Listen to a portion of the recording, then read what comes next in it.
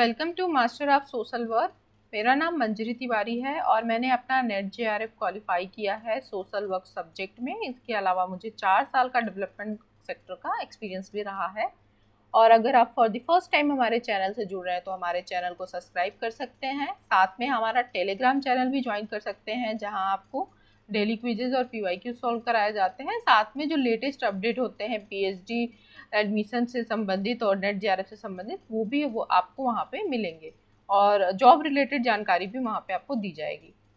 तो चलिए बढ़ते हैं। आज हम डिस्कस वाले हैं अपना जो यूनिट 10 है सोशल वर्क का। यूनिट 10 नेट के सिलेबस के अकॉर्डिंग उससे रिलेटेड कुछ क्वेश्चन सॉल्व करेंगे। तो चलिए देखते हैं। सबसे पहला क्वेश्चन है social defence attempts to prevent and control. इसमें बात कर रहा है कि सोशल डिफेंस मतलब सामाजिक जो सुरक्षा है ना, वो इसमें सामाजिक रक्षा क्या करने का काम करती है, क्या रोकने का काम करती है, किसे रोकथाम करती है। तो यहाँ 4 ऑप्शंस दिए हैं, जैसे जुवेनाइल डेलिक्वेंसी एंड क्राइम मतलब जो किशोर अपराध से संबंधित जो अपराध होते हैं। सप्रेशन ऑफ इमोरल ट्रैफिकिंग के बारे में बात करता है, जो कि अपराध जो अनैतिक व्यापार है उसको रोकने के लिए। अनैतिक व्यापार में जैसे बच्चों का और महिलाओं का होता है ना, अनैतिक व्यापार करते हैं, उसको रोकने के लिए। Prevention and control of drug abuse. Prevention and control of drug abuse का मतलब कि नशीली जो दवाएं हैं उनके दुरुपयोग को रोकने के लिए, है ना, रोकथाम के लिए किया जाता है। फिर प्रोटेक्शन ऑफ ओल्ड पर्सन्स। तो यहाँ पे ये चारों ही ऑप्शंस आपके सोशल डिफेंस में आ जाएंगे। ठीक है, तो ये हमारा ऑप्शन नंबर 4 हो जाएगा। देख लेते हैं एक बार। जी हाँ, ये राइट आंसर है।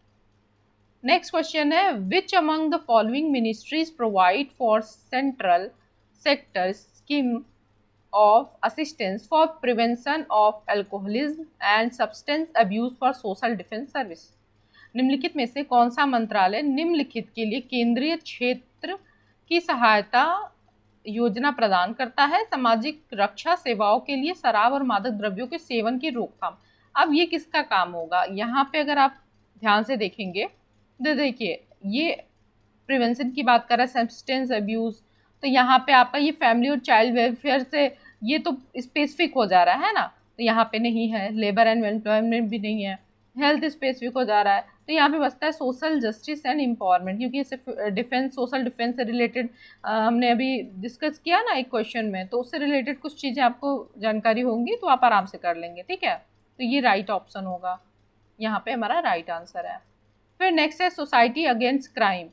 अब देखिए अपराध के खिलाफ समाज, ये किस तरीके से होता है, किससे जुड़ा हुआ है? ये सोशल डिफेंस से जुड़ा हुआ है। ठीक है, यहाँ पे बात की जाती है कि क्राइम को कैसे रोकथाम किया जाए, है ना, उसका प्रिवेंशन किया जाए कैसे। जो किसी क्राइम से जो लोग अफेक्ट हो सकते हैं, जो ग्रुप है, जो मार्जिनलाइज कम्युनिटी है ना, जो वीकर सेक्शन है, उसको कैसे सुरक्षा प्रदान की जाए। तो यहाँ पे किसके किसके ये रिलेटेड होगा? Social defence. ठीक है, सामाजिक रक्षा, हमारा ये राइट आंसर है। फिर देखते हैं consider the following statements and select your answer according to the codes below. अब यहाँ पे असर्शन और रीजन दिया है, आपको बताना है कौन सा ट्रू है और फॉल्स है। ठीक है, तो social defence is a broad concept that aims at defending society against crime by reintegrating the offenders back into the society।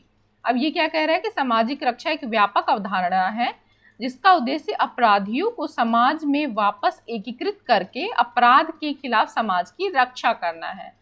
तो ये बात तो सही है, सोशल डिफेंस का यही होता है, ये ब्रॉड कॉन्सेप्ट है। इसमें सोसाइटी को डिफेंड करना है क्राइम्स के अगेंस्ट, लेकिन जो ऑफेंडर्स हैं उनके उससे कैसे, उनके खिलाफ समाज से रक्षा को कैसे प्रदान करना है, समाज को रक्षा कैसे प्रदान करना है, इस पे भी काम करते हैं। ठीक है, रीइंटीग्रेशन के द्वारा। ठीक, फिर social defence attempts to prevent the emergence of criminogenic situation through preventive programmes.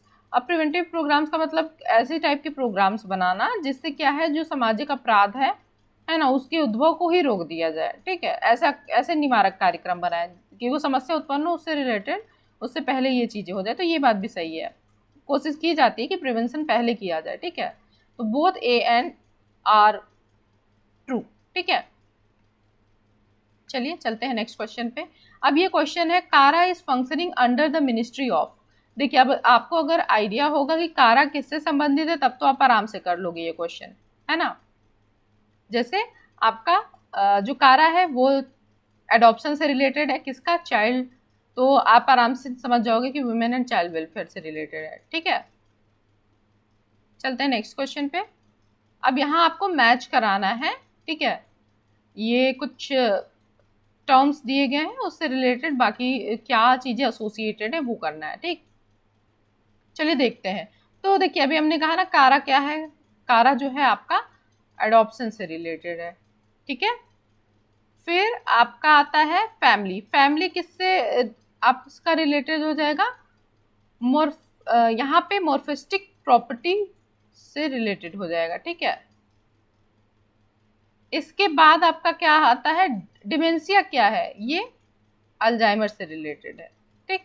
ये आपको पता होगा अगर आपने इसके बारे में पढ़ा होगा तो, ठीक है। क्रेच क्या है, चाइल्ड से रिलेटेड है, ठीक। तो ये आपका राइट ऑप्शन है। देखते हैं कौन सा, ए का फोर्थ यहाँ पे दो ऑप्शन में दिख रहे हैं, ठीक है। तो ए और सी में से कोई होगा, फिर देख लेते हैं बी फैमिली, फैमिली का बी का ऑप्शन 1 कहाँ दिख रहा है, ये सिर्फ एक ही ऑप्शन में, तो ये ऑप्शन नंबर ए हो जाएगा, ठीक है। चलिए फिर है which is the nodal body for adoption of children in India, कारा है, अभी हमने डिस्कस किया जस्ट, ठीक है। फिर क्या है, which one of the following acts does define a child as a person below the age of 14, ये child as a person below of age 14 कौन सा एक्ट है जो कि डिस्क्राइब करता है, आपका child labour prohibition and regulation act, है ना। और कहा भी गया है कि 14 वर्ष से कम बच्चे को फैक्ट्री में या जोखिम भरे कामों में आप नहीं लगा सकते हैं, है ना। तो ये भी एक चीज याद रखिएगा, ठीक है। इसमें हमें मैच लिस्ट कराना है, तो चलिए देखते हैं। आर्टिकल 24 किससे रिलेटेड है आपका, ये बात करता है जो बाल श्रम है उसे रोकने के लिए, है ना, प्रोहिबिशन ऑफ चाइल्ड लेबर। और आर्टिकल 40 ये किससे रिलेटेड है आपका, ये आपका विलेज पंचायत से रिलेटेड है, ठीक है। फिर 39D, 39D किससे रिलेटेड है आपका, equal pay for equal work. फिर आर्टिकल 32 क्या है, remedies for enforcement of rights of the citizens, ठीक है। ये इस तरीके से, अब ऑप्शन देख लेते हैं हमारा कहाँ पे कौन सा ऑप्शन सही होगा, ठीक है। आर्टिकल आपका 1 का डी कहाँ पे दिख रहा है, 1 का डी, 1 का डी एक ऑप्शन में है यहाँ पे, ऑप्शन नंबर 2 में, ठीक है। तो ये हमारा राइट आंसर होगा। फिर है the national policy on child labour was declared in the year, ये आपका 1987, ठीक। फिर यहाँ पे पूछा गया है the prohibition of all forms of child labour is explained इन, कौन से आर्टिकल में सभी प्रकार के जो बाल श्रम है उसको निषेध के रूप में समझाया गया है, ठीक है। आपका आर्टिकल 24, ठीक।